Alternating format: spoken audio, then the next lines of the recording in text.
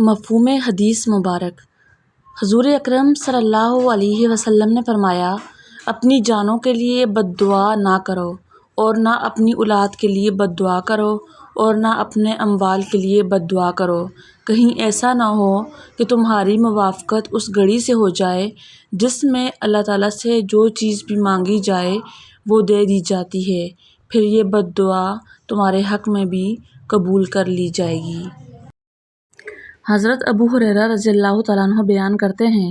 رسول اللہ صلی اللہ علیہ وسلم نے فرمایا، جب تم میں سے کوئی دعا کرے تو یوں نہ کہے، اے اللہ، اگر تو چاہے تو مجھے بخش دے، اگر تو چاہے تو مجھ پر رحم فرما، اگر تو چاہے تو مجھے رزق عطا فرما،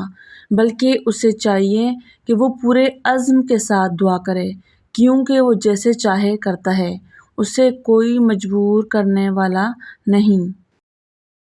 حضرت ابو ہریرہ رضی اللہ تعالیٰ عنہ بیان کرتے ہیں، رسول اللہ صلی اللہ علیہ وسلم نے فرمایا،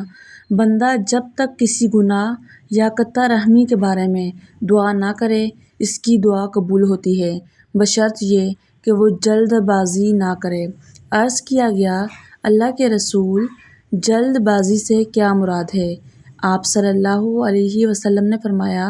وہ کہتا ہے، میں تو بہت دعائیں کر چکا لیکن میری دعا قبول ہی نہیں ہوتی۔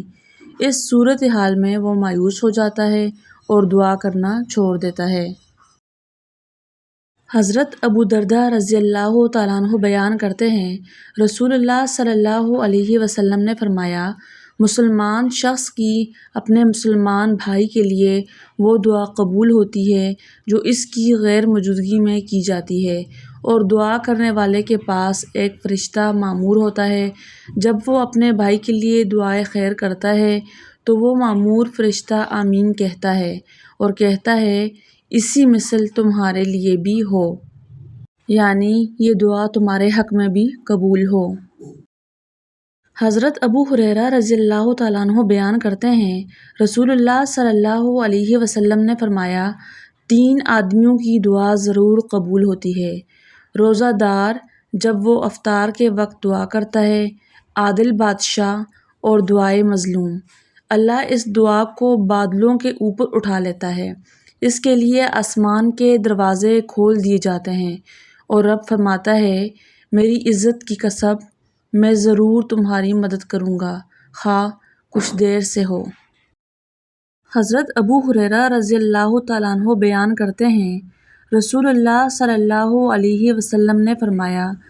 3 دعائیں ایسی ہیں جن کی قبولیت میں کوئی شک نہیں، والد کی دعا، مسافر کی دعا اور مظلوم کی دعا۔ حضرت انس رضی اللہ تعالیٰ عنہ بیان کرتے ہیں، رسول اللہ صلی اللہ علیہ وسلم نے فرمایا، تم میں سے ہر شخص کو اپنی تمام ضرورتیں اپنے رب سے مانگنی چاہیے، حتیٰ کہ جب اس کے جوتے کا تسمہ بھی ٹوٹ جائے تو اس کے بارے میں بھی اس سے سوال کرنا چاہیے۔